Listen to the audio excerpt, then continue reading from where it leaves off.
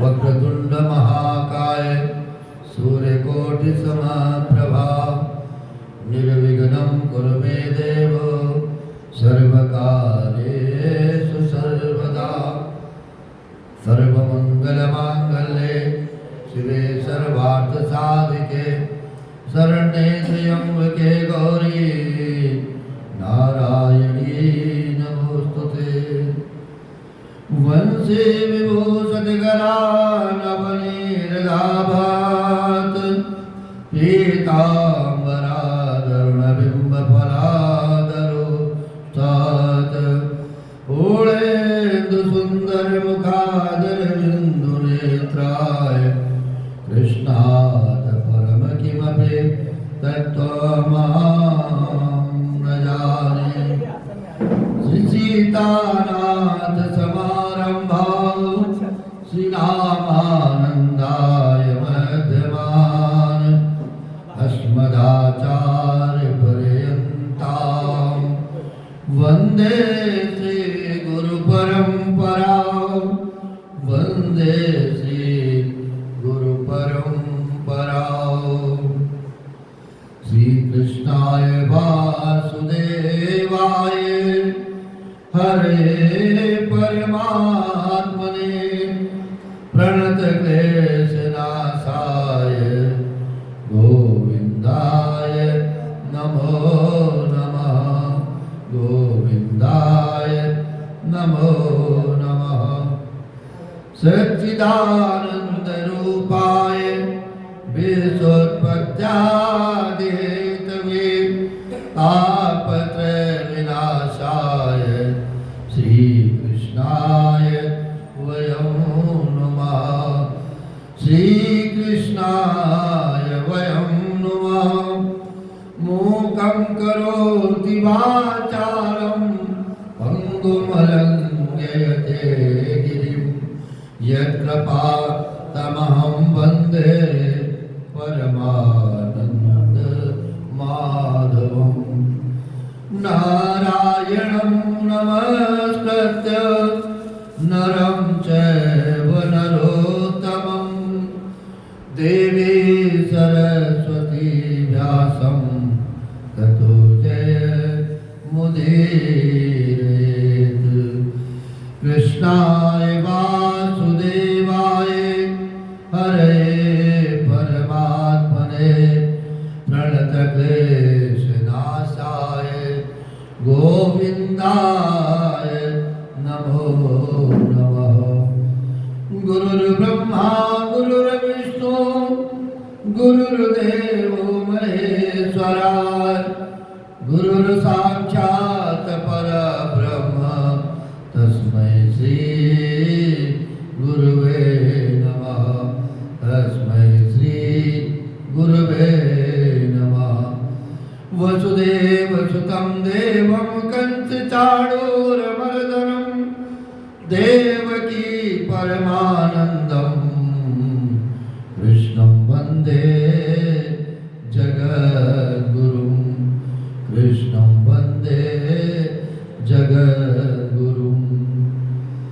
भक्ति भक्त भगवंत गुरु चतुर्नाम बपु एक इनके पद बंदन किए नाशत विघ्न अनेक नाशत विघ्न अनेक।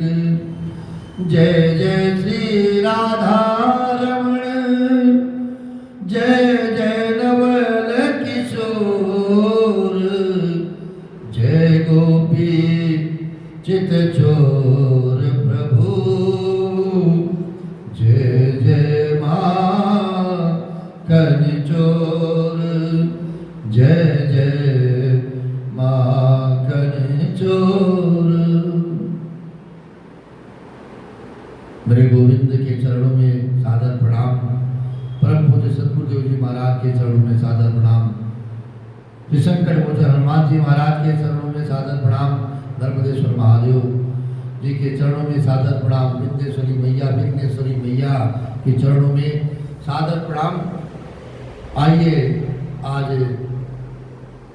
इस श्रीमद् भागवत महापुराण ज्ञान यज्ञ में भगवान भोलेनाथ की कृपा प्राप्त करते हुए आज सोमवार के दिन भगवान भोलेनाथ नर्मदेश्वर महादेव की कृपा हम सभी पर है। श्रीमद् भागवत महापुराण ज्ञान यज्ञ का आरंभ महात्म्य के पश्चात आज हो रहा है। इससे पूर्व अपनी इस वाणी को और मन को मेरे गोविंद के चरणों में लगा करके पवित्र कर ले।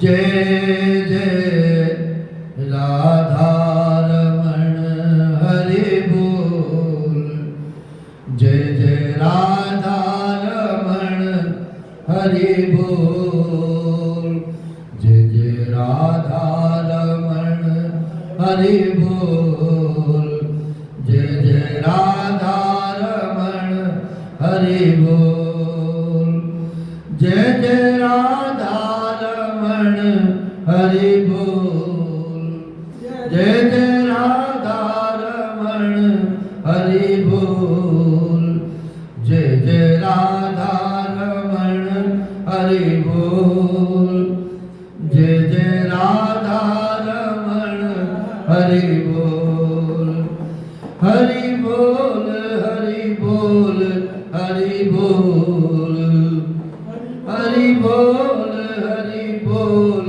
हरि बोल, जय जय राधा रमण हरि बोल, जय जय राधा रमण हरि बोल। अकियन काजल मृग सोना, नक केसर जादू को टोना, नक केसर जादू टोना सो, वो तो रस के भरे हैं कपोर, वो तो रस के भरे हैं कपोर, जय जय राधा रमण हरि बोल, जय जय राधा रमण हरि बोल, जय जय राधा रमण हरि बोल, जय जय राधा रमण हरि बोल, जय जय राधा रमण हरि बोल। नवनागर किशोर नवल रसिया, नवनागर किशोर नवल रसिया, प्यारो ब्रज को छैल का नामन बसिया, प्यारो ब्रज को छैल का नामन बसिया, करे कालिंदे हो करे कालिंदे कुल कपोकिलो, करे कालिंदे कुल किलो, जय जय राधा रमण हरि बोल, जय जय राधा रमण हरि बोल, जय जय राधा रमण हरि बोल, हरि बोल हरि बोल हरि बोल, ओ हरि बोल हरि बोल हरि बोल, जय जय राधा रमण हरि बोल, जय जय राधा रमण हरि बोल।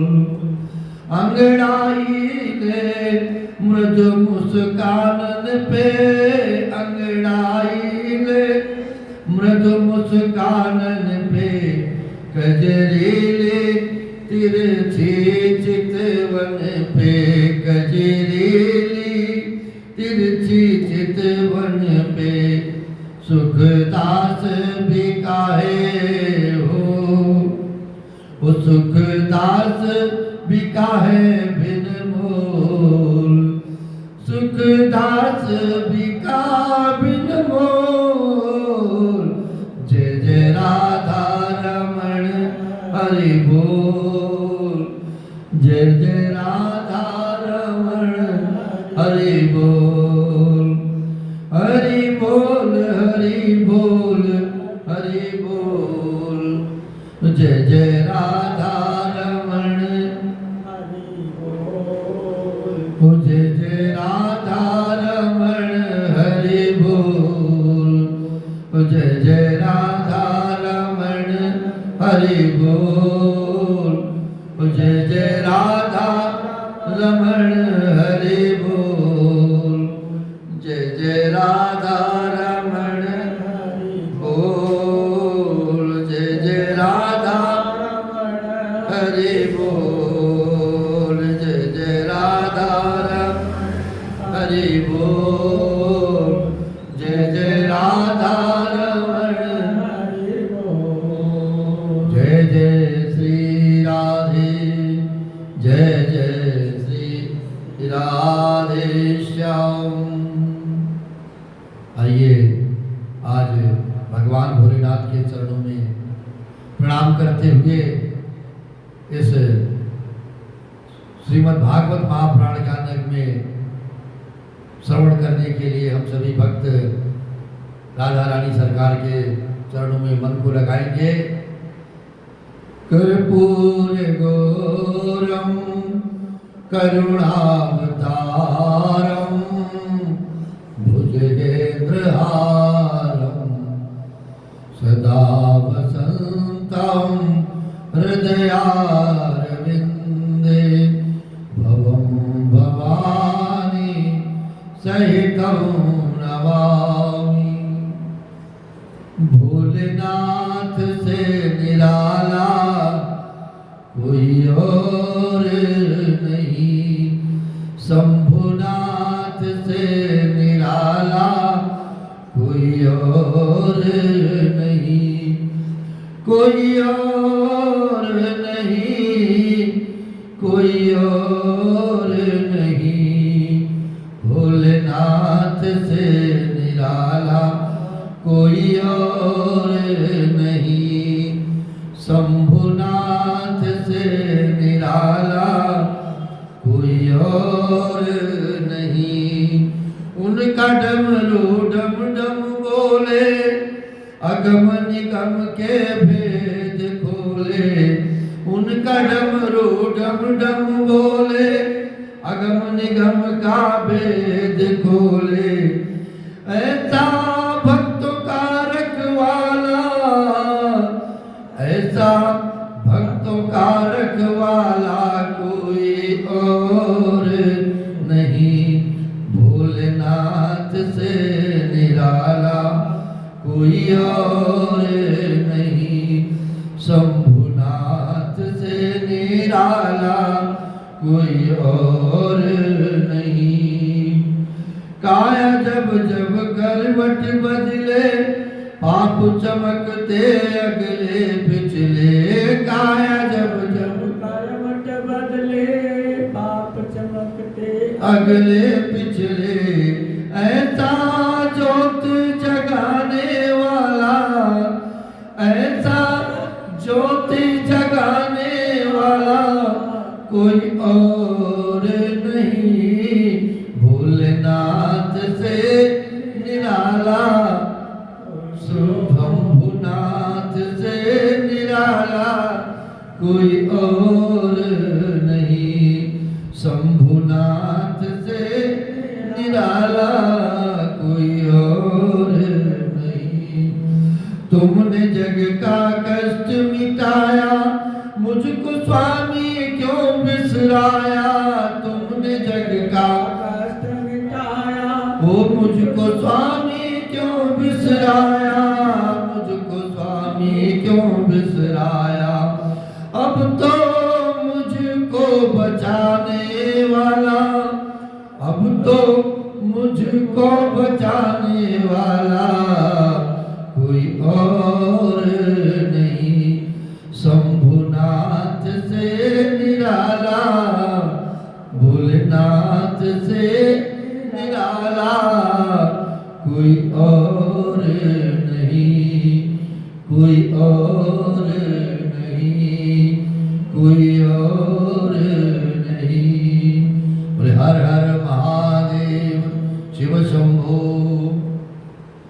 भगवान भोलेनाथ की जय। नाथों के नाथ भगवान भोलेनाथ के चरणों में प्रणाम करते हुए ओम तत्सत् श्री गणेशाय नमः। श्रीमद्भागवत महापुराण प्रथम स्कंद अथ प्रथमो अध्याय।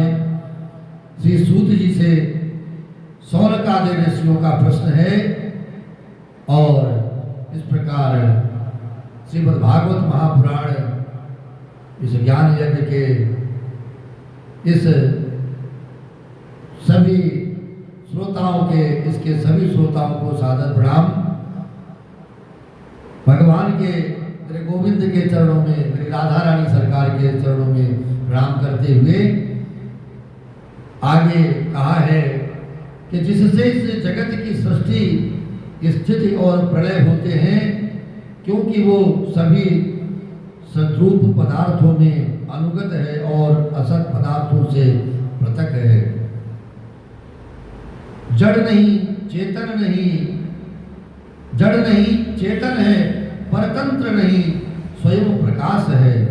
जो ब्रह्मा अथवा हिरण्यगर्भ नहीं, प्रत्युत उन्हें अपने संकल्प से ही जिसने उस वेद ज्ञान का दान किया है, जिसके संबंध में बड़े बड़े विद्वान भी मोहित हो जाते हैं। और जैसे तेजों में सूर्य रश्मियों में जल का, जल में स्थल का और स्थल में जल का भ्रम होता है, वैसे ही जिसमें यह त्रिगुणमयी जागृत स्वप्न सुसुप्ति रूपा सृष्टि मिथ्या होने पर भी अधिष्ठान सत्ता से सत्यव्रत प्रतीत होती रही है, उस अपनी स्वयं प्रकाश ज्योति से सर्वदा और सर्वथा माया और माया कार्य से पूर्णतः मुक्त रहने वाले परम सत्य रूप परमात्मा का हम ध्यान करते हैं, उन्हें सादर प्रणाम करते हैं। ईश्वर कौन है? ईश्वर कहाँ रहता है?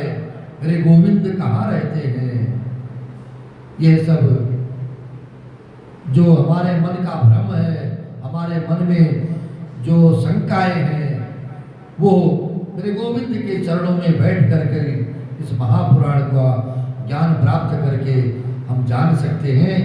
और इस मन को जब शांति से श्रवण में लगाएंगे तो यह ज्ञान अवश्य प्राप्त होगा। महामुनि व्यासदेव जी के द्वारा निर्मित ये श्रीमद्भागवत महापुराण में मोक्ष पर्यंत फल की कामना से रहित परम धर्म का निरूपण हुआ है।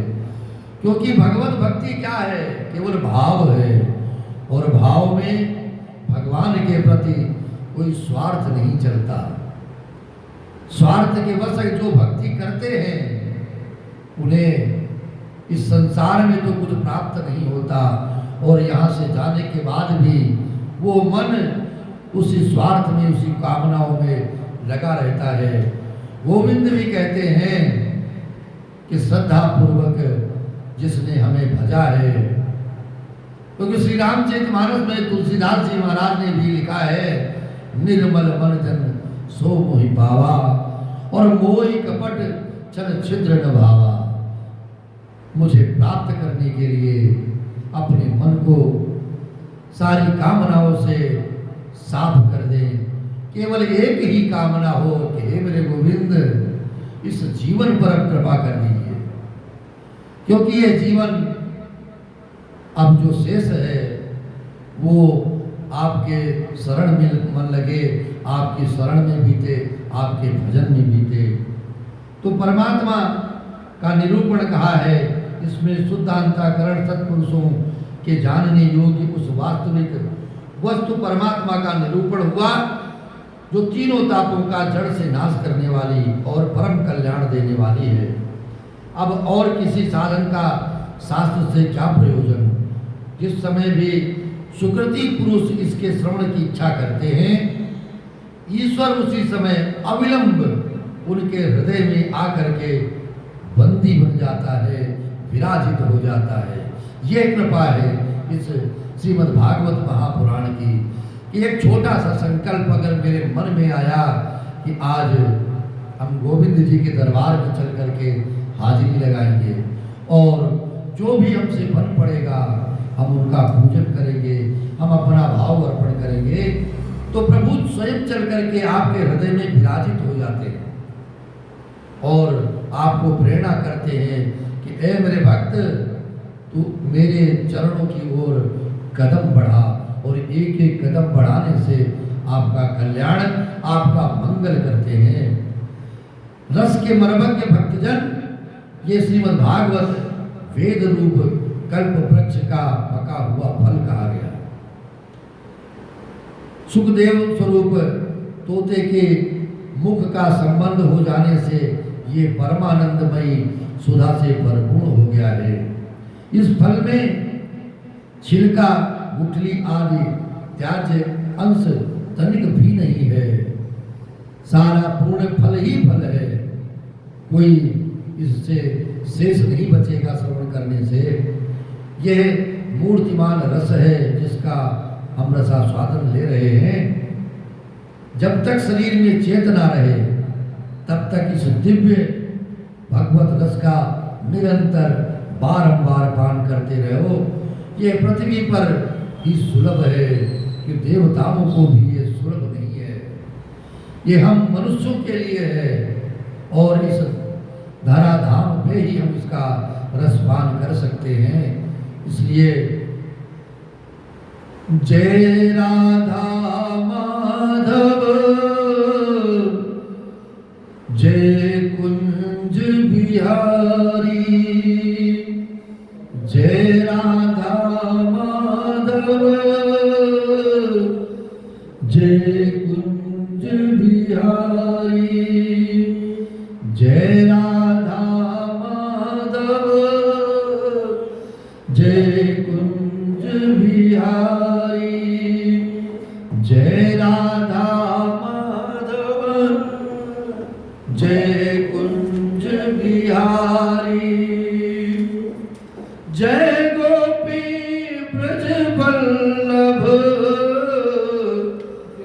जय गोपी ब्रज वल्लभ, जय गिरिवरधारी, जय राधा माधव, जय कुंज बिहारी, जय राधा माधव, जय कुंज बिहारी। श्री राधे राधे, जय राधे, श्री राधे राधे, जय राधे, श्री राधे राधे, जय राधे, श्री राधे राधे, जय राधे, श्री राधे, जय जय राधे, श्री राधे, जय जय राधे, श्री राधे, जय जय राधे। मन प्रसन्न है, आत्मा गदगद है कि मेरे गोविंद, अब मैं श्रवण करने जा रहा हूँ। कहते हैं एक बार भगवान विष्णु एवं देवताओं के परम पुण्यमय क्षेत्र नैमिषारण्य में शौनकादि ऋषियों ने भगवत प्राप्ति की इच्छा से सहस्त्र वर्षों में पूरे होने वाले एक महान यज्ञ का अनुष्ठान किया है। हम परम सौभाग्यशाली हैं कि हम उस तीर्थ धाम की धरा भूमि से जुड़े हुए हैं।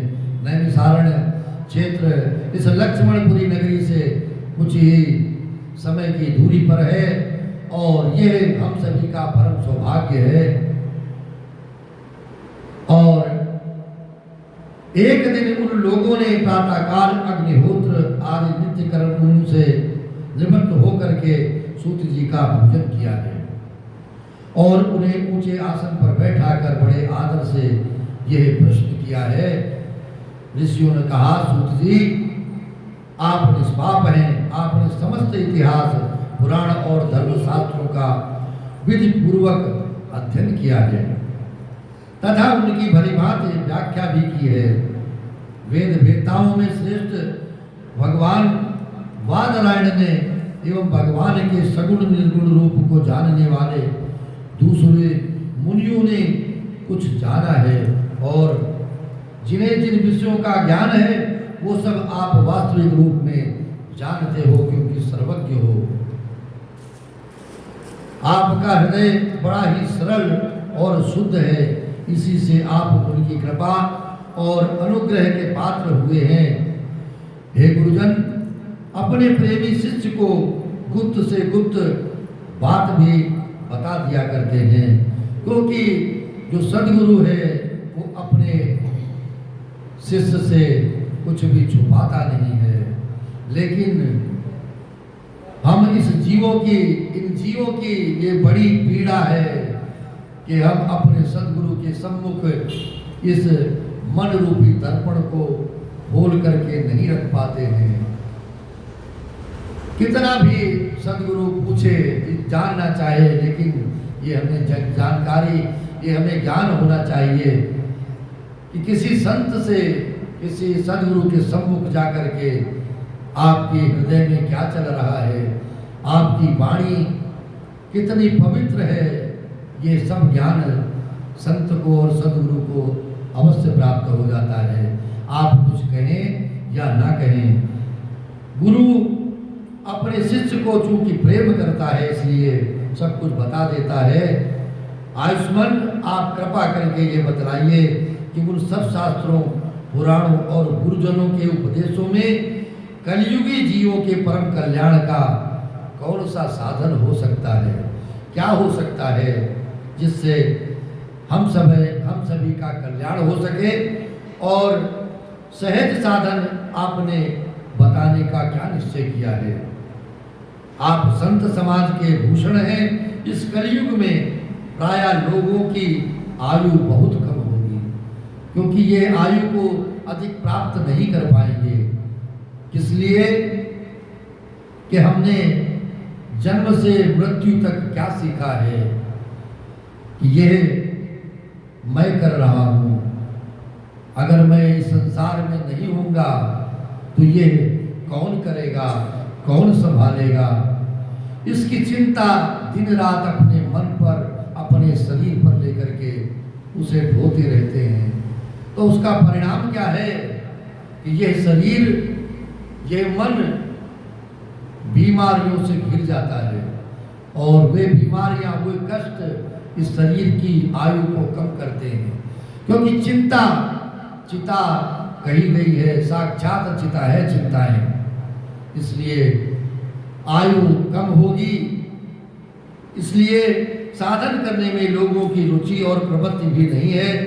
लोग आलसी हो गए हैं, और जब शरीर रोगी रहेगा तो इस मन को प्रसन्नता कहाँ से मिलेगी। और शरीर में रोग है तो पीड़ा होगी, कष्ट होगा, तो भगवान के चरणों में, भजन में मन कहाँ से लगेगा। उनका भाग्य तो मंद ही है, समझ भी थोड़ी है, इसके साथ ही वे नाना प्रकार की विघ्न बाधाओं से भी घिरे हुए हैं। शास्त्र भी बहुत से हैं, परंतु उनमें एक निश्चित साधन का अभाव कहा गया है। अनेक प्रकार के कर्मों का वर्णन है, साथ ही वे इतने बड़े हैं कि उनका एक अंश सुनना भी इनके लिए कठिन होगा। आप परम परोपकारी हैं, आपका स्वभाव जीवों पर दया करने का है, इसलिए अपनी बुद्धि से उनका सार निकालकर प्राणियों के परम कल्याण के लिए हम श्रद्धालुओं को सुनाइए, जिससे हमारे अंतःकरण की शुद्धि हो सके, ये मन पवित्र हो सके और आपका संकीर्तन कर सके, आपका भजन कर सके। तो प्यारे सूत जी, आपका कल्याण हो। आप तो जानते ही हैं, यदुवंशियों के रक्षक भक्त वत्सल भगवान श्री कृष्ण वसुदेव की धर्मपत्नी देवकी के गर्भ से क्या करने की इच्छा से इस संसार में आए थे। उन्होंने इस धराधाम को कैसे क्यों स्वीकार किया था, हम उसे सुनना चाहते हैं। आप कृपा करके हमारे लिए उसका वर्णन कीजिए, हमें उसका ज्ञान प्राप्त कराइए, क्योंकि भगवान का अवतार जीवों के परम कल्याण और उनकी भगवत प्रेममयी समृद्धि के लिए ही होता है। सभी के कल्याण के लिए ही भगवान इस धराधाम पर पधारते हैं। ये जीव जन्म मृत्यु के घोर चक्र में पड़ा हुआ है। इस स्थिति में भी यदि वो कभी भगवान के मंगलमय नाम का उच्चारण कर ले तो उसी क्षण वो इस समस्या से, इस कठिनाई से मुक्त हो जाएगा, क्योंकि स्वयं भय भी भगवान से डरता है। सूत जी परम विरक्त और परम शांत मुनिजन भगवान के श्री चरणों में उनकी शरण में रहते हैं, इसलिए उनके स्पर्श मात्र से संसार के जीव तुरंत पवित्र हो जाते हैं। इस गंगा जी के जल का बहुत दिनों तक सेवन किया जाए तब कहीं पवित्रता प्राप्त होती। जैसे नित्य प्रति हम गंगा माँ के बारे में आपसे निवेदन करते आ रहे हैं कि ए मेरी माँ, इस जीवन में कुछ भी हम न कर पाए, लेकिन एक बार से हरिद्वार माँ गंगा की गोद अवश्य प्राप्त करा देना, क्योंकि जीव का जितना भी कष्ट है इस जीवन का वो मंगल करती है, वो माँ है। और माँ की गोद में जब हम डुबकी लगाते हैं तो वो अपनी गोद में लेकर के हिलोरें देती है और लोरियां सुनाती है। भगवान भोलेनाथ पिता के रूप में हाथ रख करके आशीर्वाद देते हैं कि ऐ मेरे बालक, ठीक है कुछ भी नहीं किया जीवन में, लेकिन एक बार हरिद्वार में स्नान तो अवश्य किया तूने, इसलिए तेरा जीवन मंगल ही मंगल रहेगा। तो गंगा जल के सेवन से, उसमें स्नान करने से माँ गंगा की कृपा प्राप्त होती है। ऐसे पूर्ण आत्मा भक्त जिनकी लीलाओं का गान करते हैं और रस का पान करते हैं, उन भगवान का कलिमलहारी पवित्र यश भला आत्मशुद्धि की इच्छा वाला ऐसा कौन मनुष्य होगा जो श्रवण ना करे, जिसे आनंद ना आता हो भगवान की लीलाओं को सुनने में। वे लीला से ही अवतार धारण करते हैं। नारद जी महात्माओं ने उनके उदार कर्मों का गान किया है। हम श्रद्धालुओं के प्रति आप उनका वर्णन कीजिए और हमारे प्रति चूंकि आपका प्रेम है। बुद्धिमान सूत जी सर्वसमर्थ प्रभु अपनी योग माया से स्वच्छंद लीला करते हैं और ये लीलाएं हमारे कल्याण के लिए ही होती हैं। आप उन श्री हरि की मंगलमयी अवतार कथाओं का अब हमारे इस मंगल के लिए वर्णन कीजिए।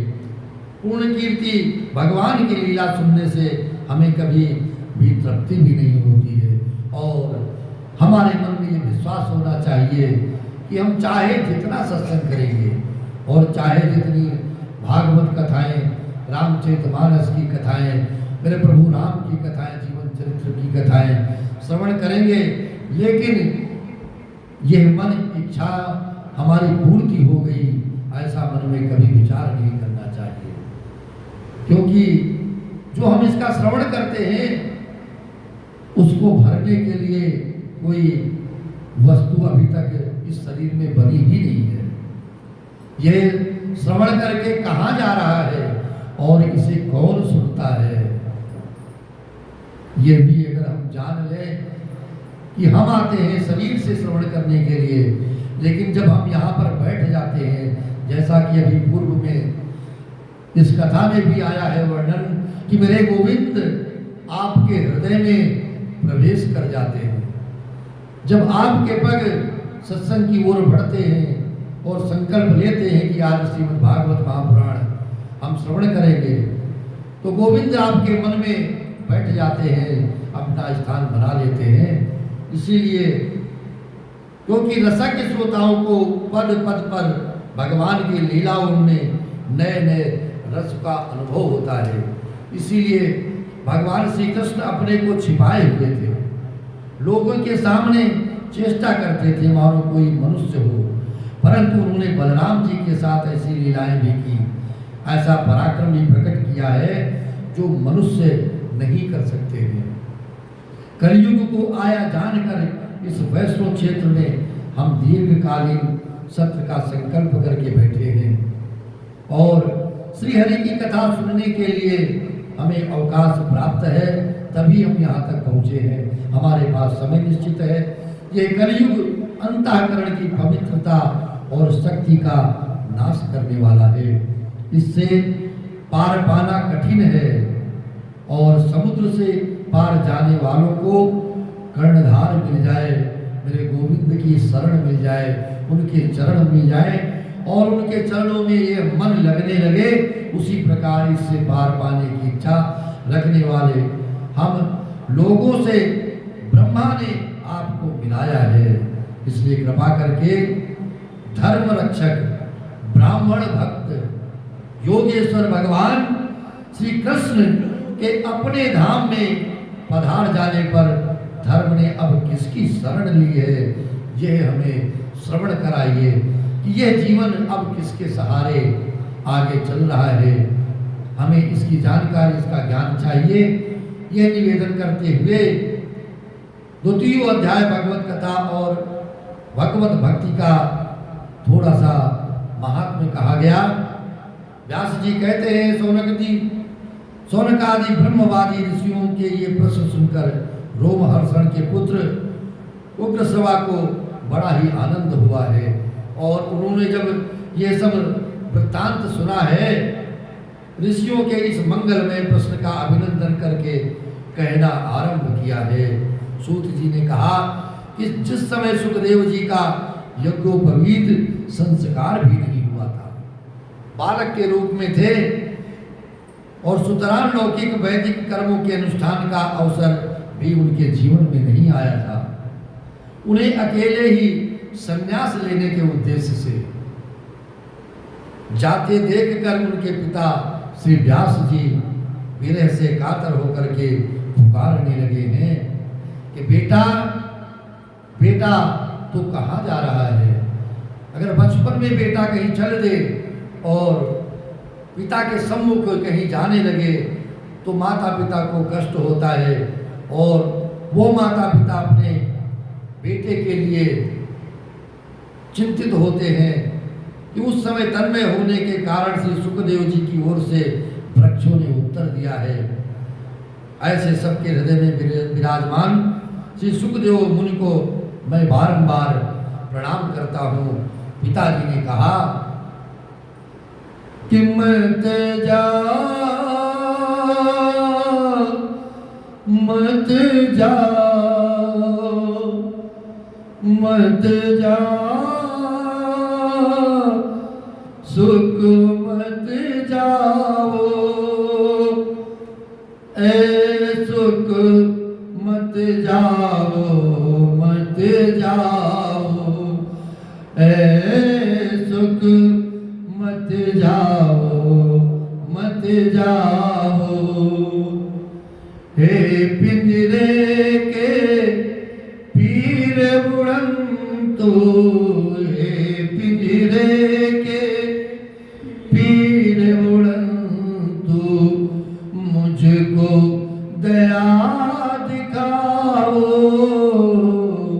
ए सुख मत जाओ मत जाओ, ए सुख मत जाओ मत जाओ। कुछ तो दया दिखाओ, ए सुख मत जाओ मत जाओ। बिलक बिलक रही है तेरी मैया, बिलक बिलक रही है तेरी मैया, बिलक रही तेरी माता, बिलक रही तेरी माता। हृदय पिता का भी बिलखाता, हृदय पिता का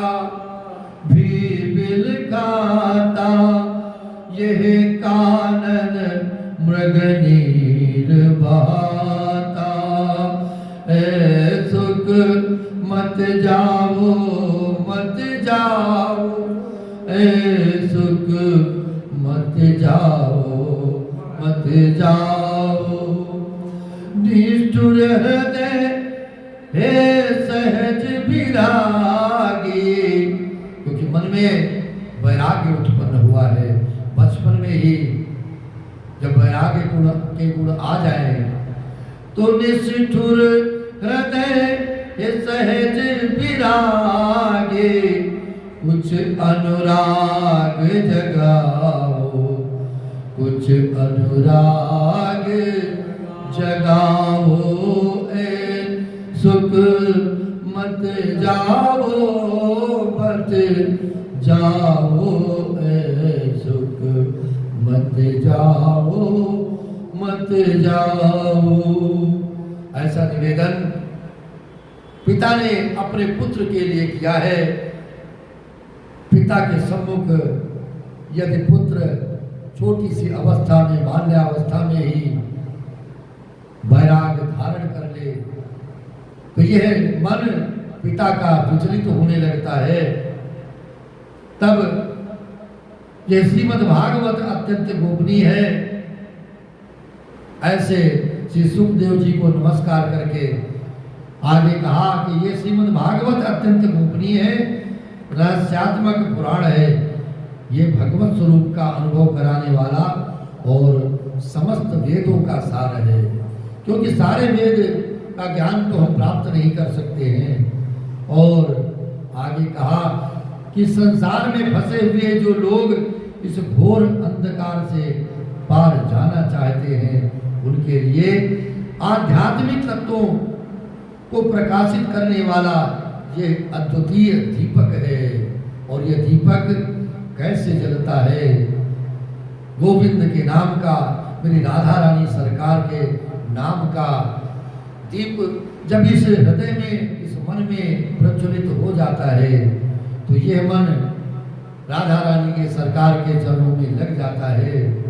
और दीपक इस जीवन को तो प्रकाशित करता ही है, लेकिन इस संसार सागर से जाने के बाद भी ये इस मन को, जो हमने भजन किया है, जो कीर्तन किया है, जो सत्संग किया है, उसको भी प्रकाशित करता रहता है। वास्तव में उन्हीं पर करुणा करके बड़े बड़े मुनियों के आचार्य सुखदेव जी ने इसका वर्णन किया। मैं उनकी शरण ग्रहण करता हूँ। मनुष्यों में श्रेष्ठ भगवान के अवतार नर नारायण ऋषियों को, सरस्वती देवी को और श्री व्यास देव जी को नमस्कार करके तब संसार और अंतःकरण के समस्त विकारों पर विजय प्राप्त करने वाले इस श्रीमद् भागवत महापुराण का हमें पाठ अवश्य करना चाहिए। हे ऋषियों, आपने संपूर्ण विश्व के कल्याण के लिए ये बहुत सुंदर प्रश्न किया है, क्योंकि यह प्रश्न श्री कृष्ण के संबंध में है, मेरे गोविंद के संबंध में है, और इससे भली बात आत्मा शुद्धि हो जाती है। मनुष्यों के लिए सर्वश्रेष्ठ धर्म वही है जिससे भगवान श्री कृष्ण में भक्ति हो, और भक्ति भी ऐसी हो जिसमें किसी प्रकार की कामना न हो। कैसी कामना? कि अब कछुनाथ न चाहिए मोरे, दीन दयालु अनुग्रह तोरे, दीन दयालु अनुग्रह तोरे, अब कछुनाथ सो तुम जानहु अंतर्यामी, पुरबहु मोर मनोरथ स्वामी। वही कामना नहीं है मेरे गोविंद, मेरा मन आपके चरणों में लगा रहे। और क्या कहा कि अब प्रभु कृपा अब प्रभु कृपा करहु ये भांति, अब प्रभु कृपा करहु ये भांति, सब तज भजन करहु दिन राति, सब तज भजन करहु दिन राति। भजन कहाँ हो पाएगा दिन रात, क्योंकि हम संसारी हैं। संसारी के जीवन में कुछ क्षण ही अगर भगवत भजन के लिए निकल जाए तो आप अपने आप को परम भाग्यशाली सौभाग्यशाली समझना। और ऐसी भक्ति कामना न हो जो स्वार्थ रहित हो, जो नित्य निरंतर बनी रहे। ऐसी भक्ति से हृदय आनंद स्वरूप परमात्मा की उपलब्धि करके कृतकृत्य हो जाता है। भगवान श्री कृष्ण में भक्ति होते ही अनन्य प्रेम से उनमें चित्त जोड़ते हुए निष्काम ज्ञान और वैराग्य का आविर्भाव हो जाता है। धर्म की जो परिभाषा है, धर्म का ठीक ठीक अनुष्ठान करने पर भी यदि मनुष्य के हृदय में भगवान की लीला कथाओं के प्रति अनुराग का उदय न हो तो वो जो कार्य है, जो श्रम है हमारा, वो व्यर्थ चला जाता है। धर्म का फल है मोक्ष और उसकी सर्व सार्थकता अर्थ प्राप्ति में नहीं है। अर्थ केवल धर्म के लिए है, भोग विलास उसका फल नहीं माना जाता। जो हमें कामनाएं पूर्ति करते हैं मेरे प्रभु, केवल वो भोग विलास के लिए है। धर्म के लिए भोग विलास का फल इंद्रियों को तृप्त करना नहीं है, उसका प्रयोजन है केवल जीवन निर्वाह। केवल वो जीवन निर्वाह का साधन कहा गया है। जीवन का फल भी तत्व जिज्ञासा है। बहुत कर्म करके स्वर्ग आदि प्राप्त करना उसका फल नहीं है। अगर हमें स्वर्ग की भी प्राप्ति की कामना है और स्वर्ग मेरे प्रभु मेरे गोविंद की कृपा से प्राप्त भी हो जाए तो ये अच्छा नहीं कहा गया। तत्ववेत्ता लोग ज्ञाता और ज्ञेय के भेद से रहित अखंड अद्वितीय सच्चिदानंद स्वरूप ज्ञान को ही तत्व कहते हैं। मेरे गोविंद का ज्ञान, मेरे गोविंद के स्वरूप का ज्ञान इस मन को, इस हृदय को हो जाए तो वो तत्व सदैव आपके मन में विराजित रहेगा। उसी को कोई ब्रह्म, कोई परमात्मा और कोई भगवान के नाम से पुकारते हैं। श्रद्धालुजन, हे मुनिजन, भागवत श्रवण से प्राप्त ज्ञान वैराग्य युक्त भक्ति से अपने हृदय में उस परम तत्व स्वरूप परमात्मा का अनुभव करने लगते हैं। शौनकादि ऋषियों, यही कारण है कि अपने अपने वर्ण तथा आश्रम के अनुसार मनुष्य जो धर्म का अनुष्ठान करते हैं उसकी पूर्ण सिद्धि इसी में है कि भगवान प्रसन्न हो, मेरे गोविंद प्रसन्न हो मेरे भाव से, मेरे प्रेम से। और भगवान को चाहिए क्या? केवल आपका प्रेम चाहिए, भाव चाहिए। इस मन का भाव यदि स्वार्थ रहित है, कोई भी कामना आपके मन में नहीं है, आपके मन में संतोष है, तो मेरा प्रभु हर क्षण मंगल ही मंगल करता है।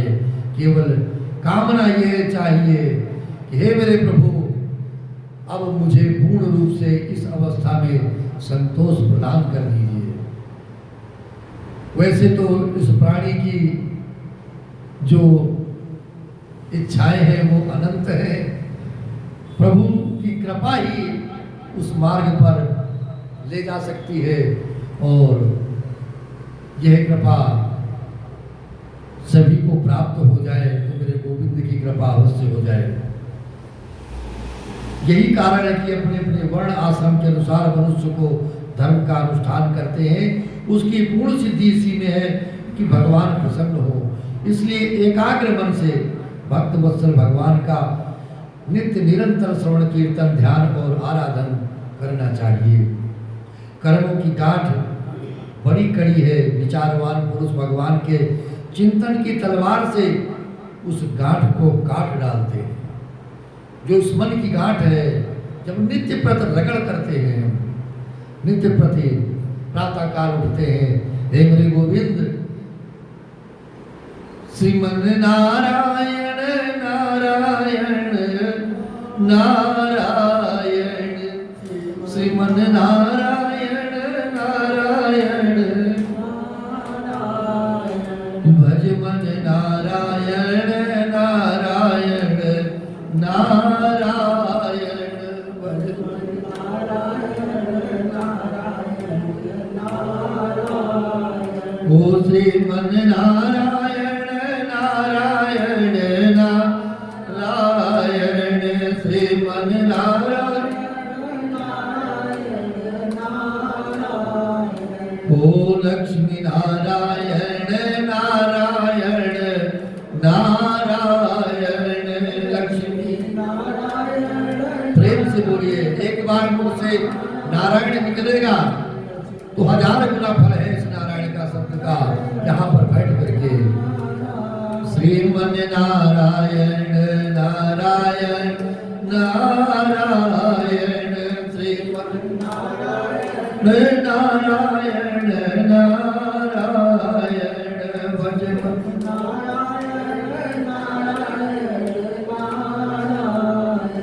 तो तब भला ऐसा कौन मनुष्य होगा जो भगवान की लीला कथाओं में प्रेम ना करे, जब उसका परिणाम, उसका फल हमें ज्ञात हो जाता है। शौनकादि ऋषियों पवित्र तीर्थ का सेवन करने से महत्व सेवा, तदंतर श्रवण की इच्छा, फिर श्रद्धा, तत्पश्चात भगवत कथा में रुचि होती है। भगवान श्री कृष्ण के यश का श्रवण और कीर्तन दोनों पवित्र करने वाले हैं।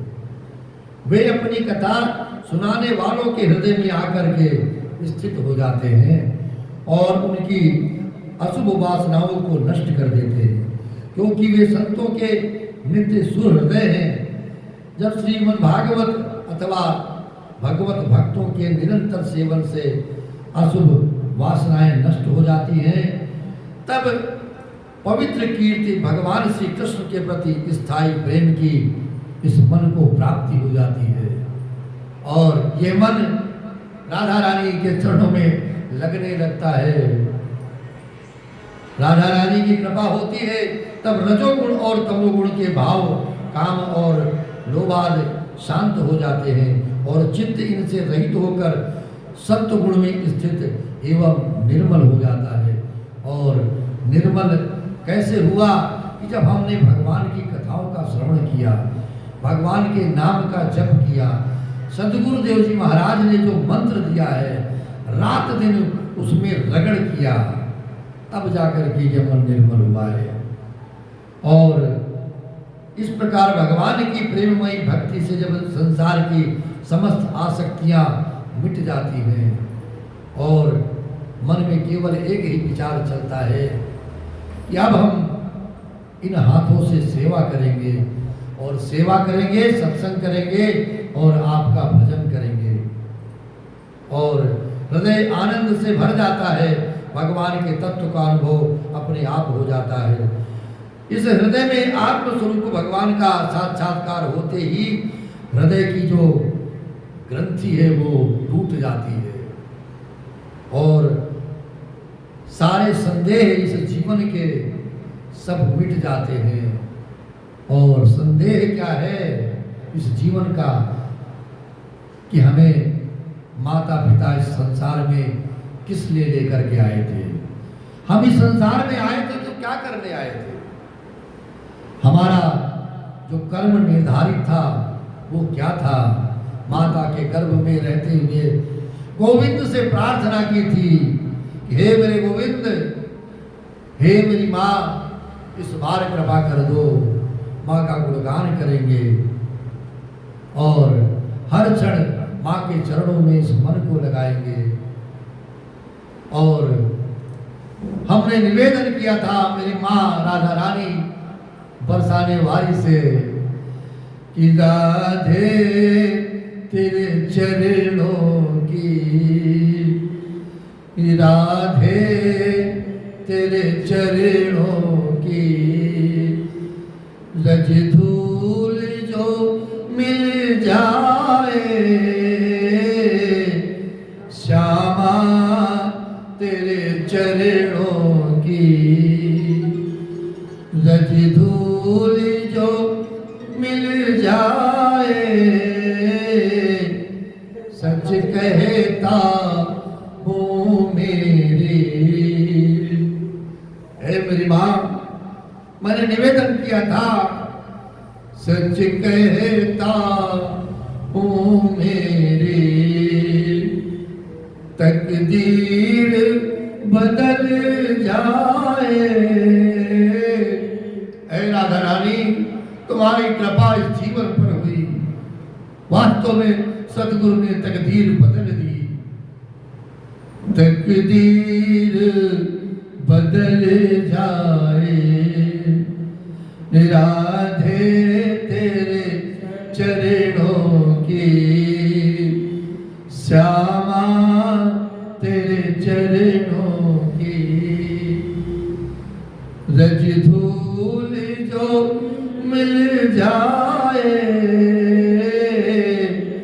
राधे तेरे चरणों की। सुनते हैं तेरी रहमत दिन रात बरसती है। ऐ मेरी राधा रानी सरकार, सुनते हैं तेरी रहमत दिन रात बरसती है। एक बूंद बस और कुछ नहीं चाहिए, केवल आपके चरणों की एक बूंद, एक बूंद जो मिल जाए मन की कली खिल जाए श्यामा तेरे चरणों की राधे तेरे चरणों की। और समय के अनुसार राधे इस जीवन की बस एक तमन्ना है। हे मेरी श्यामा, श्यामा इस जीवन की बस एक तमन्ना है। तुम सामने हो मेरे, तुम सामने हो मेरे, मेरा दम ही निकल जाए राधे तेरे चरणों की श्यामा तेरे चरणों की। माँ की इस जीवन पर बहुत बड़ी कृपा है। माँ की कृपा से हम लोगों ने सदगुरु देव की कृपा प्राप्त की है, और जब माँ आशीर्वाद देती है तो यह जीवन आपका बदल जाता है। अंतिम क्षणों में विदाई लेते लेते माँ ने आशीर्वाद दिया है कि ऐ मेरे बालक, तूने माँ के ऋण से सदैव के लिए मुक्ति पा ली है। ये बहुत आसान नहीं है, ये सदगुरु की कृपा है इस जीवन पर कि माँ ने चलते चलते संसार से इस सेवक को, इस बालक को अपना आशीर्वाद दिया है। यह कृपा जो बरस रही है, ये उसी माँ का आशीर्वाद है, क्योंकि इस जीवन में और कुछ भी न मिले, लेकिन माता पिता का आशीर्वाद आपके सर पर सदैव रहता है, और वही मंगल करता है, वही कल्याण करता है। माँ के चरणों में, राधा रानी के चरणों में हम लोगों ने बहुत आनंददायक होली का आनंद लिया है। इसलिए माँ का ध्यान आते ही वो होली का उत्सव इस मन में याद आ जाता है। और अब राधा रानी की कृपा हम सभी को बहुत ही आनंद से और मिलने वाली है कि परम पूज्य सदगुरुदेव जी महाराज का राधा रानी के चरणों में आश्रम निर्माण हो रहा है और अधिक समय मिलेगा हम सभी को वहाँ रुकने का, जाने का। ये कृपा भी सदगुरु जी जीवन पर हो रही है। और जब मेरे गोविंद की प्राप्ति होगी, उनकी कृपा होगी, तो होगा क्या, हृदय में आत्मस्वरूप भगवान का साक्षात्कार होते ही जब ये हृदय की ग्रंथि टूट जाती है, सारे संदेह मिट जाते हैं और कर्म बंधन क्षीण हो जाता है। इसी से बुद्धिमान लोग नित्य निरंतर बड़े आनंद से भगवान श्री कृष्ण के प्रति प्रेम भक्ति करते हैं, जिससे आत्म प्रसाद की प्राप्ति होती है।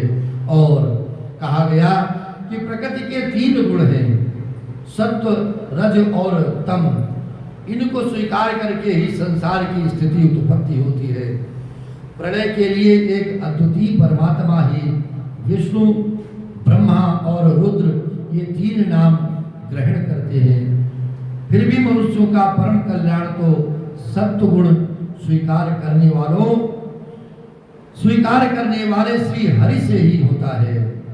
और मेरे भगवान श्री हरि नारायण की कृपा आप सभी के ऊपर बनी रहे। बद्री नारायण भगवान आप सभी को आशीर्वाद देते रहे। जैसे पृथ्वी के विकार लकड़ी की अपेक्षा धुआं श्रेष्ठ है और उससे भी श्रेष्ठ है अग्नि, क्योंकि वेदोक्त यज्ञ यज्ञादि के द्वारा अग्नि सदगति देने वाला है कि अंतिम क्षणों में भी अग्नि में ही हमें स्वाहा किया जाता है। इसलिए सत्वगुण श्रेष्ठ है, रजोगुण से भी सत्वगुण श्रेष्ठ है, क्योंकि वो भगवान का दर्शन कराने वाला है। प्राचीन युग में महात्मा लोग अपने कल्याण के लिए विशुद्ध सत्वमय भगवान विष्णु की ही आराधना करते थे। विष्णु भगवान कृपा करते थे, उन्हीं के समान कल्याण भाजन होते हैं जो लोग इस संसार से पार जाना चाहते हैं। यद्यप किसी की निंदा तो नहीं करते, न किसी में दोष ही देखते हैं, फिर भी घोर रूप वाले तमोगुण रजोगुणी रूपी भैरवादि भूत बतियों की उपासना न करके सत्वगुणी विष्णु भगवान और उनके अंश कला स्वरूपों का भी भजन करते हैं। परंतु जिसका स्वभाव रजोगुणी अथवा तमोगुणी है, वे धन, ऐश्वर्य और संतान की कामना से भूत, पितर और प्रजापतियों की उपासना करते हैं। उपासनाएं अपने अपने हिसाब से करते हैं लोग, क्योंकि इन लोगों का स्वभाव है उन भूतादि से मिलता जुलता होता है। वेदों का तात्पर्य यहाँ पर कहा गया कि श्री कृष्ण में ही है। वेदों का तात्पर्य श्री कृष्ण में ही निहित है। यज्ञों के उद्देश्य श्री कृष्ण में ही है और योग श्री कृष्ण के लिए ही किए जाते हैं और समस्त कर्मों की परिसमाप्ति भी श्री कृष्ण में ही निहित है। ज्ञान से ब्रह्म स्वरूप श्री कृष्ण की ही प्राप्ति होती है। तपस्या श्री कृष्ण की प्रसन्नता के लिए होती है और उनकी प्रसन्नता के लिए ही की जाती है। भक्ति अपने भगवान को प्रसन्न के लिए ही है और जो भी श्री कृष्ण के लिए धर्मों का अनुष्ठान होता है, वो सब गतियाँ श्री कृष्ण में ही समा जाती हैं, समाहित होती हैं। यद्यपि भगवान श्री कृष्ण प्रकृति और उसके गुणों से अतीत हैं, फिर भी अपनी गुणमयी माया से जो प्रपंच की दृष्टि है और तत्व की दृष्टि नहीं है, उन्होंने ही सर्ग के आदि में इस संसार की रचना की है। ये संसार जिसमें हम सभी विचलन कर रहे हैं, ये सत्व, रज और तम तीनों गुण उसी माया के विलास हैं, उसी माया से रचे हुए हैं। इनके भीतर रहकर भगवान इनसे युक्त सरीखे मालूम पड़ते हैं, क्योंकि जब हम संसार में विचरण करते हैं तो कोई भी कष्ट होता है तो मन से राधे राधे। जय श्री कृष्णा। श्रीमन नारायण। जय जय श्री सीताराम। सीताराम निकलता है मन से, इसलिए वास्तव में तो ये परिपूर्ण विज्ञानानंद घन है। अग्नि तो वस्तुतः एक ही है, परंतु जब वो अनेक प्रकार की लकड़ियों में प्रकट होती है तब अनेक सी मालूम पड़ती है। वैसे ही सबके आत्मस्वरूप भगवान तो एक ही हैं, परंतु प्राणियों की अनेकता से अनेक जैसे जान पड़ते हैं। भगवान ही सूक्ष्म भूत तन मात्रा इंद्रिय तथा अंतःकरण आदि गुणों के विकारभूत भावों के द्वारा नाना प्रकार की योनियों का निर्माण करते हैं। जैसे कि हम सभी को यह मनुष्य योनि प्राप्त है और भगवत भजन इसी योनि में संभव है, क्योंकि संसार में मनुष्य का जन्म मिलना ही बहुत कठिन है। और ऐ प्राणी, अगर हमें मनुष्य का जन्म पा करके भी हमने भगवत भजन नहीं किया और मेरे प्रभु का दर्शन नहीं किया, तीर्थों की यात्रा नहीं की, तो अंतिम समय में ये पछतावा इस मन के साथ चला जाता है और अपने कर्मों के अनुसार उसे हमें भोगना भी पड़ता है। इसलिए परम धाम की प्राप्ति जभी है जब हम तीर्थ धामों की भी यात्रा वर्ष में केवल एक बार ही चाहिए, अधिक यात्राएं न करें, लेकिन वर्ष में एक बार किसी न किसी तीर्थ धाम पर अवश्य 2-4 दिन व्यतीत करने चाहिए।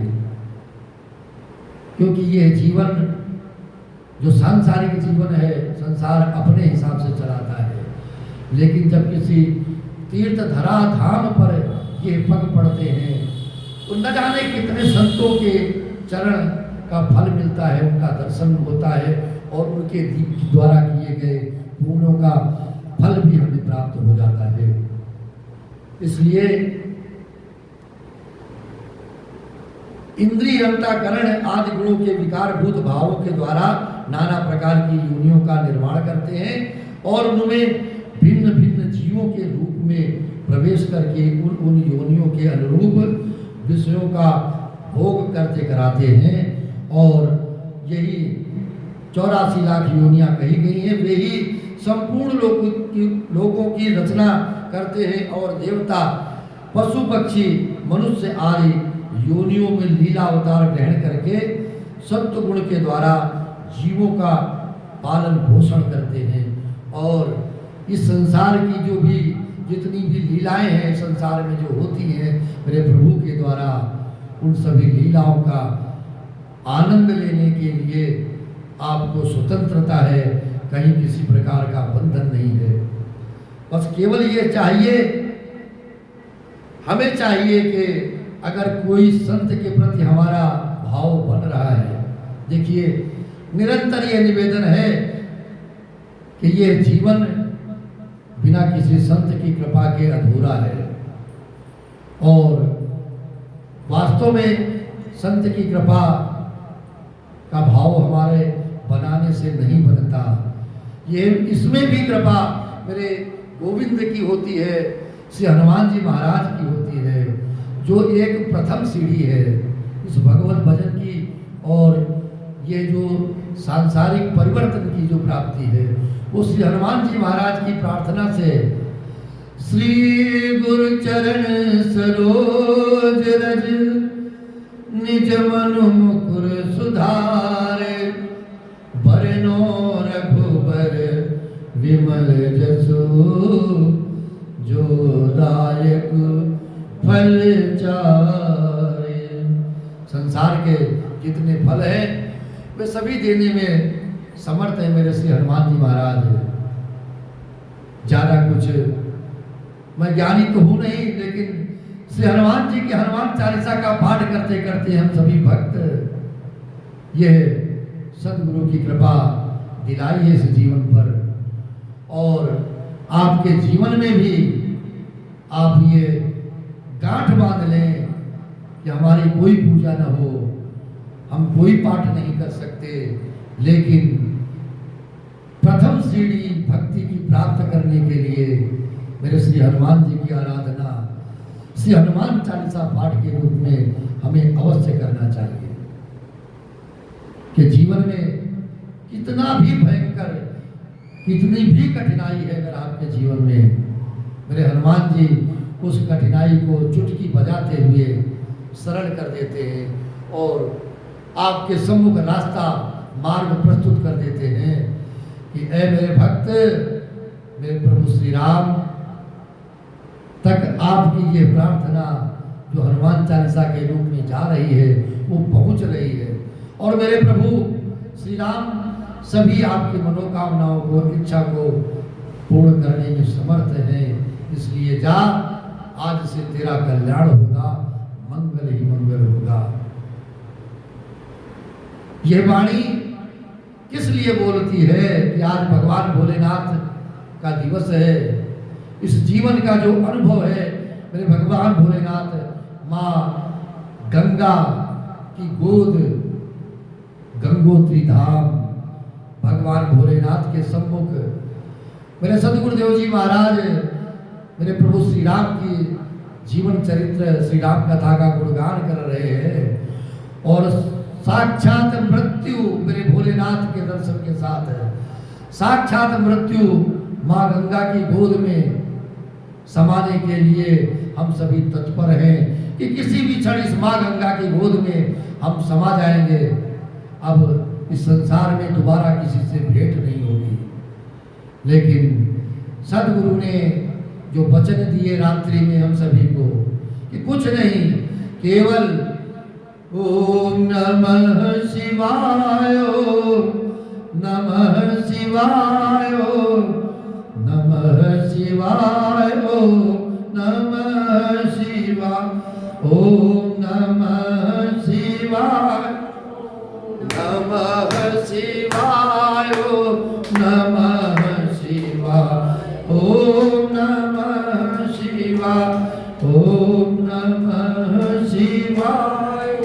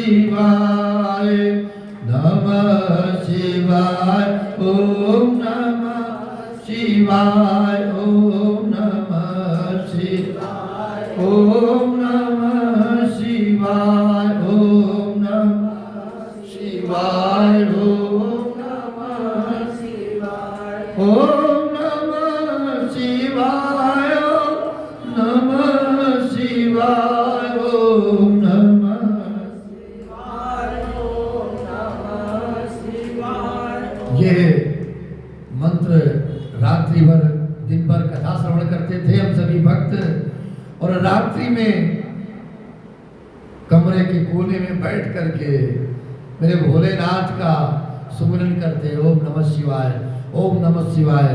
हे मेरी गंगा माँ, प्रातः काल फिर मेरे प्रभु का चरित्र श्रवण करना है, तो ये कृपा गंगा माँ की है और ये भगवान भोलेनाथ की कृपा है और परम पूज्य सदगुरुदेव जी के चरणों में विश्वास की कृपा है कि हम सभी बड़े ही कुशलता से 9 दिवस की श्री रामचरितमानस की कथा श्रवण करके गंगोत्री धाम से सुरक्षित वापस श्री हरि के धाम हरिद्वार पधार गए थे। और यह कृपा पूर्ण विश्वास की है इस जीवन में, अगर हमने अपने भगवान पे, अपने सनातन धर्म पे और अपने माता पिता के संस्कारों पे विश्वास कर लिया तो आपका जीवन धन्य हो जाएगा। केवल केवल एक चाहिए कर्म, जो अब कछु नाथ न चाहिए मोरे, मेरा विश्वास बस केवल आपके चरणों में है। आज आगे की कथा में भगवान के अवतारों की कथा का वर्णन है। थोड़ा सा समय कर दें तो हम लोग इसका श्रवण करें, क्योंकि नित्य प्रति हम ये चाहते हैं कि मूल रूप से जो यह कथा का श्रवण हम लोग कर रहे हैं तो अधिक से अधिक लाभ हम इसका ले सकें। तो भगवान के अवतारों की कथा आगे कही गई है। तृतीय अध्याय भगवान के अवतारों में श्री सूत जी कहते हैं, सृष्टि के आदि में भगवान ने लोकों के निर्माण की इच्छा की है और इच्छा होते ही उन्होंने मह तत्व आदि से निष्पन्न पुरुष रूप ग्रहण किया। उसमें 10 इंद्रियां, 1 मन और 5 भूत, ये 16 कलाएं थी। उन्होंने कारण जल में शयन करते हुए जब योग निद्रा का विस्तार किया, तब उनके नाभि सरोवर में से एक कमल प्रकट हुआ है और उस कमल से प्रजापतियों के अधिपति ब्रह्मा जी उत्पन्न हुए हैं और भगवान के उस विराट रूप के अंग प्रत्यंग में ही समस्त लोगों की रचना की गई। वो भगवान का विशुद्ध सत्व में श्रेष्ठ स्वरूप है। योगी लोग दिव्य दृष्टि से भगवान के उस रूप का दर्शन करते हैं और उस मन को यह भाव श्री पद्मनाभ जी में उस मंदिर का दर्शन संत गुरुदेव जी के माध्यम से पद्मनाभम मंदिर में यह छवि का दर्शन प्राप्त होता है। भगवान का वो स्वरूप हजारों पैर, जांघें, भुजाएं और मुखों के कारण अत्यंत विलक्षण है। उसमें सहस्त्रों सिर, हजारों कान, हजारों आंखें और हजारों नासिकाएं हैं। हजारों मुकुट, वस्त्र और कुंडल आदि आभूषणों से वो उल्लसित रहता है। भगवान का यही पुरुष रूप जिसे नारायण कहते हैं अनेक अवतारों का अक्षय कोश है। इसी से सारे अवतार प्रकट होते हैं और जितने भी अवतार कहे गए हैं उसमें इस रूप के छोटे छोटे अंश से देवता, पशु, पक्षी और मनुष्य आदि योनियों की सृष्टि होती है। सभी की सृष्टि अलग अलग बनाई गई है। उन्हीं प्रभु ने कौमार सन में सनक, सनंदन और सनातन और सनत कुमार इन 4 ब्राह्मणों के रूप में अवतार ग्रहण करके अत्यंत कठिन अखंड ब्रह्मचर्य का पालन किया। दूसरी बार इस संसार के कल्याण के लिए समस्त यज्ञों के स्वामी उन भगवान ने ही रसातल में गई हुई पृथ्वी को निकाल लाने के लिए विचार से सूकर रूप ग्रहण किया है।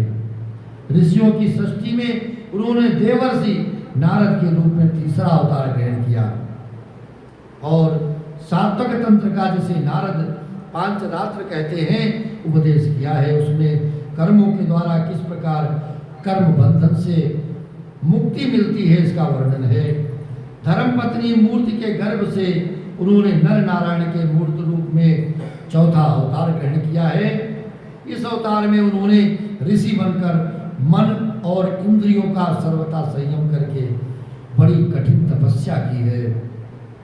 5वें अवतार में वे सिद्धों के स्वामी कपिल के रूप में प्रकट हुए और तत्वों का निर्णय करने वाले सांख्य शास्त्र का जो समय के फेर से लुप्त हो गया था आसुरी नामक ब्राह्मण को उपदेश किया है। अनुसुईया के वर मांगने पर 6ठे अवतार में वे अत्रि की संतान दत्तात्रेय हुए हैं। इस अवतार में उन्होंने अलर्क एवं प्रहलाद आदि को ब्रह्म ज्ञान का उपदेश किया है। 7वीं बार रुचि प्रजापति की आकुति नामक पत्नी से यज्ञ के रूप में उन्होंने अवतार ग्रहण किया है और अपने पुत्र याम आदि देवताओं के साथ स्वयंभू मनु मनवंतर की रक्षा की है। राजा नाभि की पत्नी मेरु देवी के गर्भ से ऋषभ देव के रूप में भगवान ने 8वां अवतार ग्रहण किया। इस रूप में उन्होंने परमहंसों का वो मार्ग जो सभी आश्रमियों के लिए वंदनीय है दिखाया। ऋषियों की प्रार्थना से 9वीं बार वे राजा पृथु के रूप में अवतीर्ण हुए हैं। शौनकादिक ऋषियों इस अवतार में उन्होंने पृथ्वी से समस्त औषधियों का दोहन किया था। इससे यह अवतार सबके लिए बड़ा कल्याणकारी कहा गया है। चाक्षुष मनवंतर के अंत में जब सारी त्रिलोकी समुद्र में डूब रही थी, तब उन्होंने मत्स्य के रूप में 10वां अवतार ग्रहण किया और पृथ्वी रूपी नौका पर बैठाकर अगले मनवंतर के अधिपति वैवस्वत मनु की रक्षा की है। जिस समय देवता और दैत्य समुद्र मंथन कर रहे थे, उस समय 11वां अवतार धारण करके कच्छप रूप से भगवान ने मदराचल को अपनी पीठ पर धारण किया है।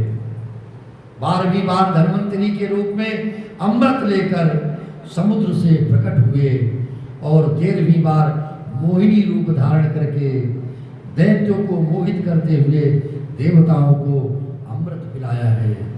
और 14वें अवतार में उन्होंने नरसिंह रूप धारण किया और अत्यंत बलवान दैत्यराज हिरण्यकश्यप की छाती अपने नखों से अनायास इस प्रकार फाड़ डाली, जैसे चटाई बनाने वाला सींग को चीर डालता है। और अपने भक्त की रक्षा करने के लिए भगवान प्रकट हुए। 15वीं बार वामन का रूप धारण करके भगवान दैत्यराज बलि के यज्ञ में गए थे। वे चाहते थे तो त्रिलोकी का राज्य, परंतु मांगी उन्होंने केवल 3 पग पृथ्वी। 16वें परशुराम अवतार में जब उन्होंने देखा कि राजा लोग ब्राह्मणों के द्रोही हो गए हैं, ब्राह्मणों पर अत्याचार कर रहे हैं, तो क्रोधित होकर उन्होंने पृथ्वी को 21 बार क्षत्रियों से शून्य कर दिया है। और इसके बाद 17वें अवतार में सत्यवती के गर्भ से पाराशर जी के द्वारा वे व्यास के रूप में अवतीर्ण हुए हैं। उस समय लोगों की समझ और धारणा शक्ति का कम देखकर आपने वेद रूप वृक्ष की कई शाखाएं बना दी। 18वीं बार देवताओं का कार्य संपन्न करने की इच्छा से उन्होंने राजा के रूप में रामावतार ग्रहण किया है।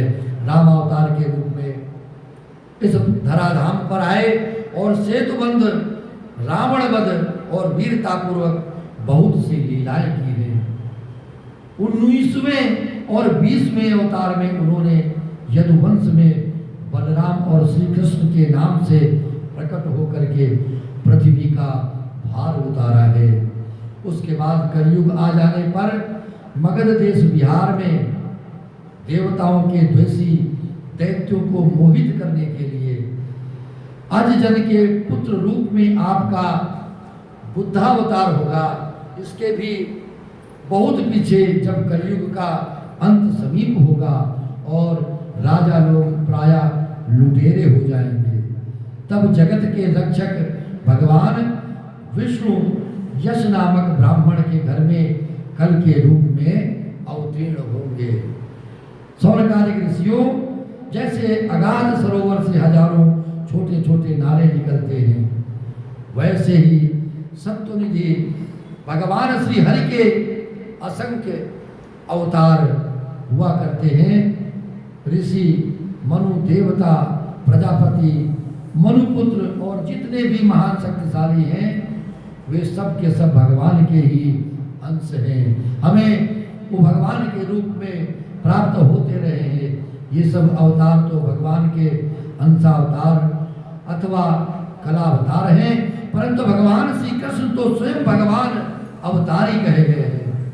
और अवतारी हैं भी क्योंकि जब लोग दैत्यों के अत्याचार से व्याकुल होते हैं, तब युग युग में अनेक रूप धारण करके भगवान उनकी रक्षा करते हैं।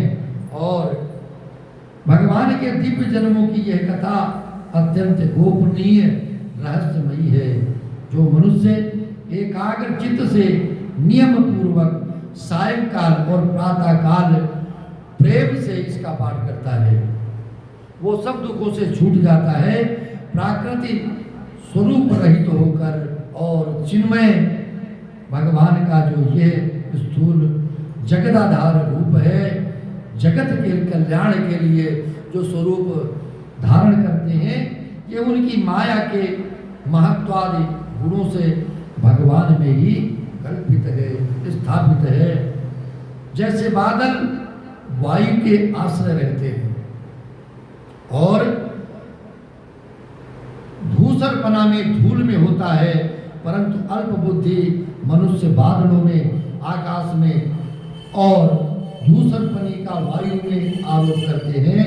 वैसे ही अविवेकी पुरुष सबके साक्षी आत्मा में स्थूल दृश्य रूप जगत का आरोप करते हैं। इस स्थूल रूप से परे भगवान का एक सूक्ष्म अव्यक्त रूप है, जो न तो स्थूल की तरह आकार आदि गुणों वाला है और न देखने सुनने में ही आ सकता है। वही सूक्ष्म शरीर है।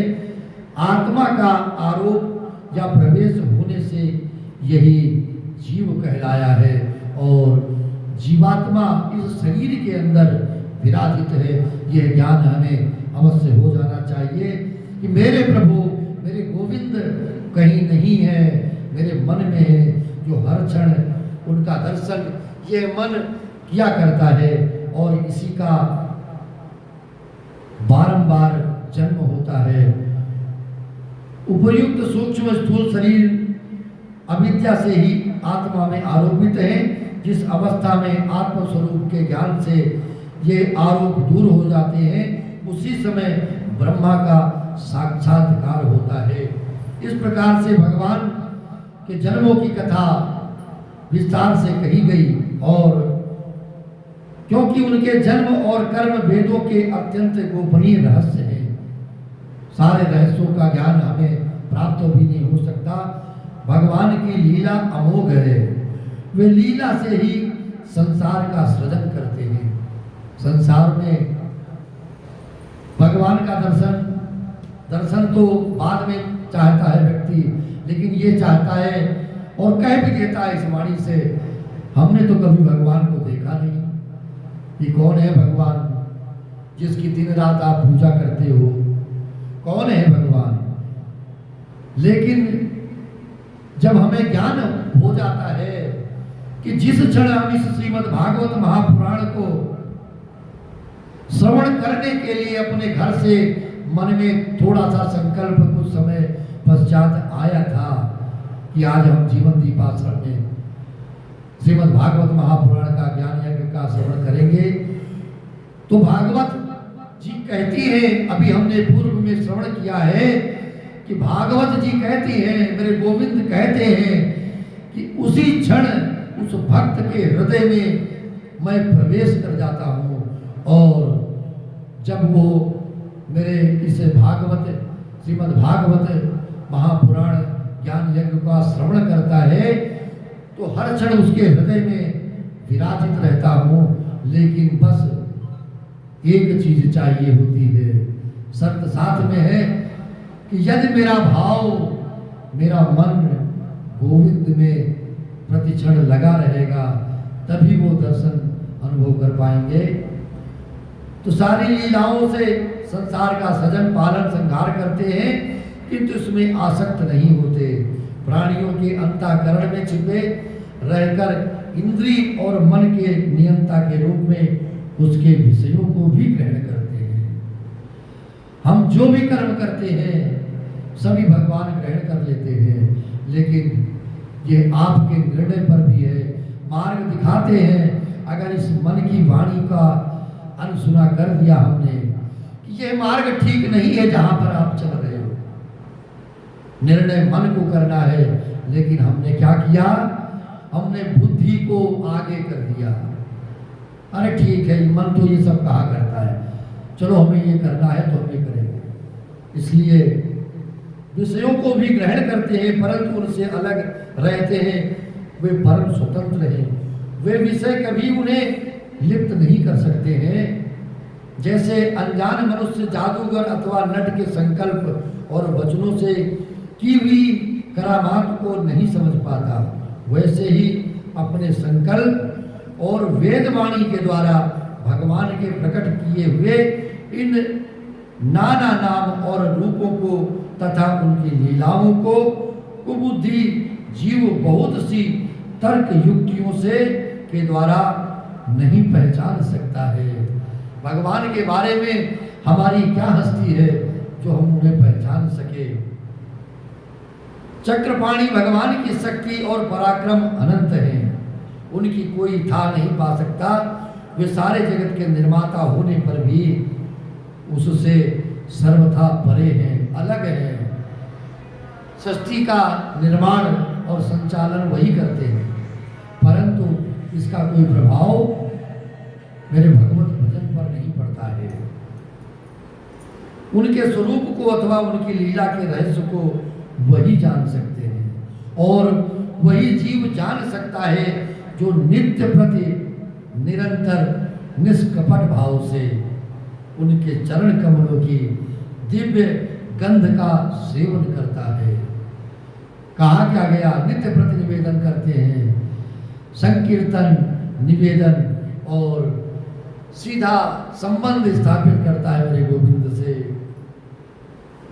गोविंद मेरो है, गोपाल मेरो है, गोविंद मेरो है, गोपाल मेरो, श्री बांके बिहारी नंदलाल मेरो है, श्री बांके बिहारी नंदलाल मेरो, गोविंद मेरो है, गोपाल मेरो है, गोविंद मेरो है, गोपाल मेरो है। एक परिवर्तन का निवेदन, छोटा सा परिवर्तन आपके जीवन से, ये निवेदन हम और करना चाहिए। क्या चाहते हैं कि जब कभी आपके मन में मेरे प्रभु का सुमिरन आए और जब कभी हमें कभी अपने भगवान के बारे में कुछ कहना हो किसी से, तो एक शब्द है कि मेरे गोविंद, मेरे प्रभु श्री राम, मेरे श्री हनुमान जी। इन शब्दों का अगर आप अपने जीवन में प्रयोग करने लगे तो ये एक दिन ऐसा आएगा कि वो प्रभु आपको अपना बनाने लगेंगे, आपको पता ही नहीं चलेगा। क्योंकि ये अधिकार जब भक्त अपने भगवान पे करता है कि हे मेरे गोविंद आप मेरे हैं और सदा ही मेरे रहेंगे। क्योंकि आएगा जब रे बुलावा हरि का, छोड़ के सब कुछ जाना पड़ेगा। आएगा जब रे बुलावा हरि का, छोड़ के सब कुछ जाना पड़ेगा।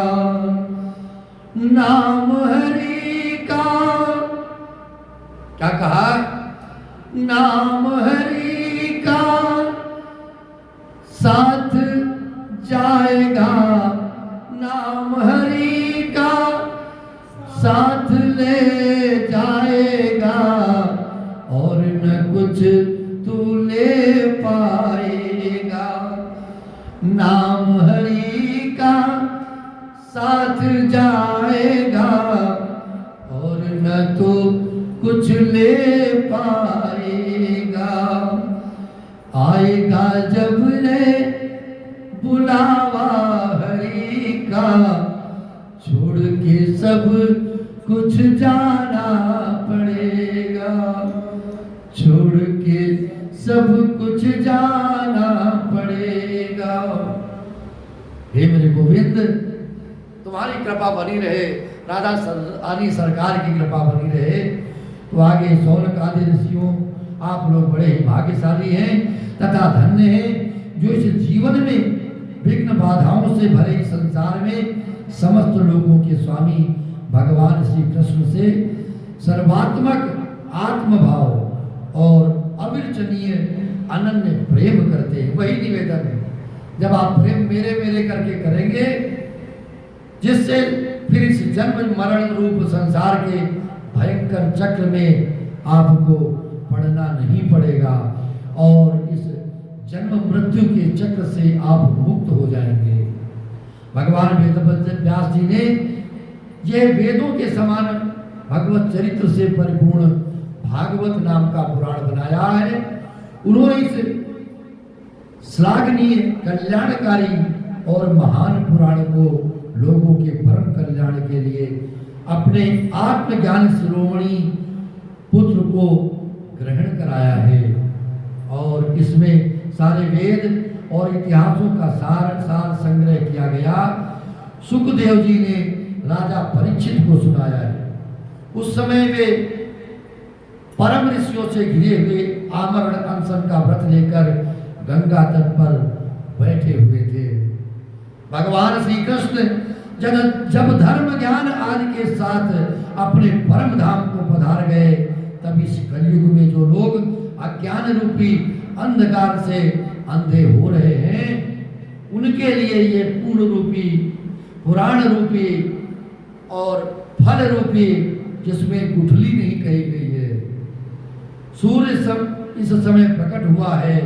सोनकाल ऋषियों जब महातेजस्वी सुखदेव जी महाराज वहाँ इस पुराण की कथा कह रहे थे तब मैं भी वहाँ बैठा था। वही मैंने उनकी कृपापूर्ण अनुमति से इसका अध्ययन किया। मेरा जैसा अध्ययन है और मेरी बुद्धि ने जिस प्रकार इसको ग्रहण किया है उसी के अनुसार इसे मैं आप लोगों को आगे सुनाऊंगा। इसलिए ध्यान पूर्वक मूल पाठ का श्रवण करते रहेंगे क्योंकि ये श्रीमद् भागवत महापुराण का ज्ञान है। इससे हमें ज्ञान प्राप्त होगा और ये ज्ञान कराएगा कौन? मेरे जीवन का ज्ञान सदगुरु कराएंगे। इसलिए आइए उनके चरणों में प्रार्थना करते हुए यह आज की श्रीमद् भागवत महापुराण यहाँ पर विश्राम करेंगे।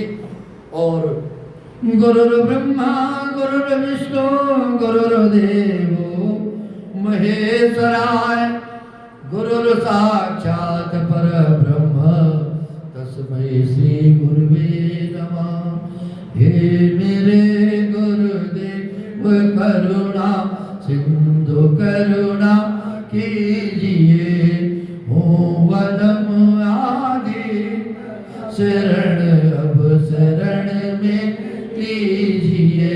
खारा होते हो भव सिंधु के मझधार में आसरा है दूसरा ना कोई अब संसार में। मुझ में है जब तप न साधन और नहीं कुछ है निर्लज्जता है एक की और बस अभिमान पाप बोझे से लदी नैया भंवर में जा रही। नाथ दौड़ो बचाओ जल्दी डूबी जा रही। आप भी यदि छोड़ दे फिर कहाँ जाएंगे हम? जन्म दुख से नाम कैसे पार कर पाएंगे? सब जगह मंजिल भटक ली शरण अब आपकी। पार करना या करना दोनों मर्जी आपकी। गुरुदेव करुणा सिंधु करुणा कीजिए हो अदम आदेन शरण अब शरण में लीजिए। गुरु अब शरण ये प्रभु अब शरण में अब सौंप दिया इस जीवन का सब भार तुम्हारे हाथों में। सब भार तुम्हारे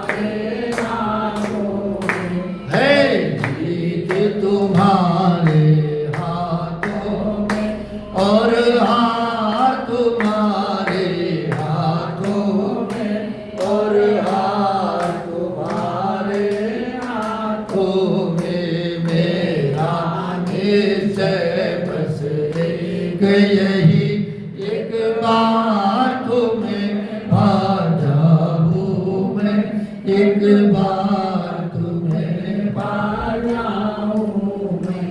अर्पण कर दो दुनिया भर का सब प्यार तुम्हारे चरणों में, सब प्यार तुम्हारे चरणों।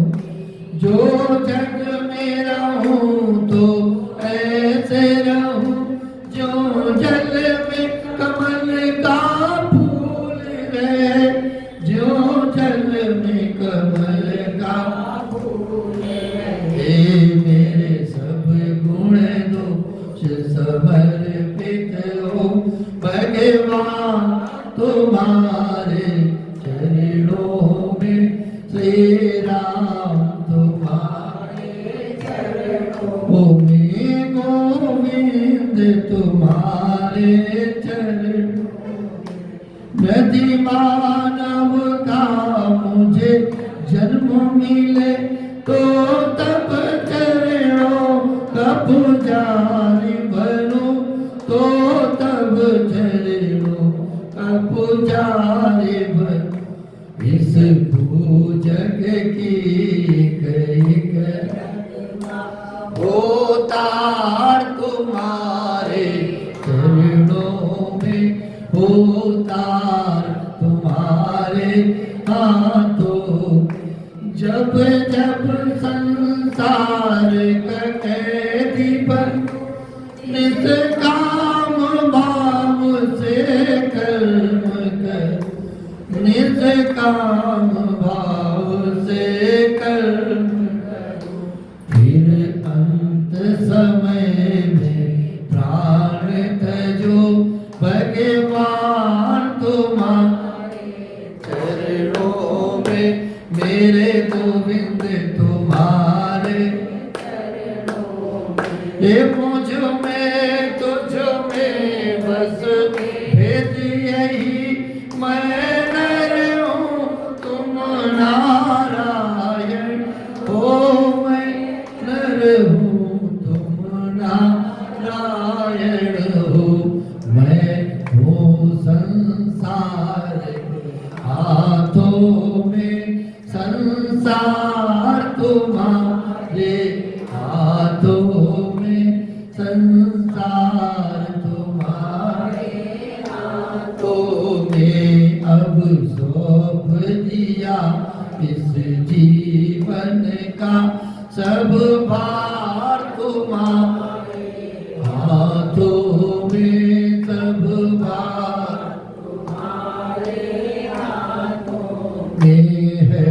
जीत तुम्हारे हाथों में और हार तुम्हारे हाथों में, और हार तुम्हारे हाथों।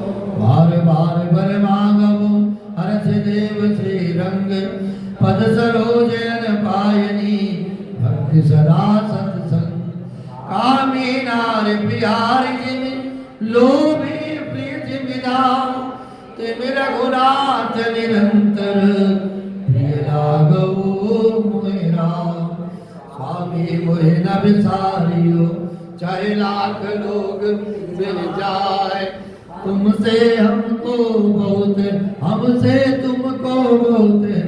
तुम सा हमको ना, नहीं विद्या नहीं बाहुबल, नहीं करचन को दाम।